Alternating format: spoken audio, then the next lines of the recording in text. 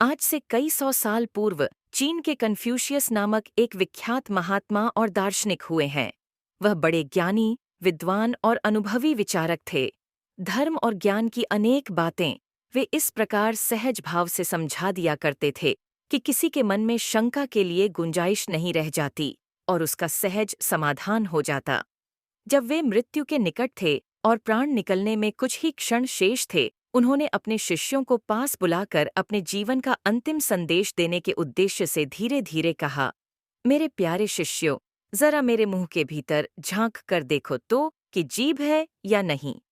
एक शिष्य ने झांक कर देखा और बोला, गुरुदेव, जीभ तो है। इसके बाद उन्होंने एक अन्य शिष्य की ओर संकेत करते हुए दूसरा प्रश्न पूछा, देखो तो, मेरे मुंह में दांत हैं या नहीं। उस शिष्य ने उत्तर दिया, गुरुदेव, आपके मुंह में दांत तो एक भी नहीं है। महात्मा कन्फ्यूशियस ने फिर पूछा, पहले दांत का जन्म हुआ या जीभ का। इस बार सब शिष्यों ने एक साथ उत्तर दिया, गुरुदेव, जीभ का।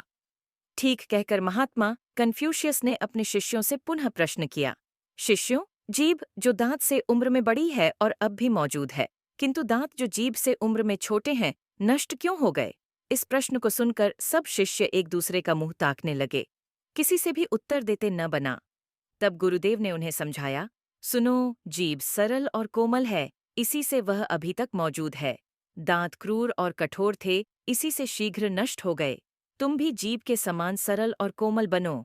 और कन्फ्यूशियस ने अपनी आंखें सदा के लिए मूंद ली।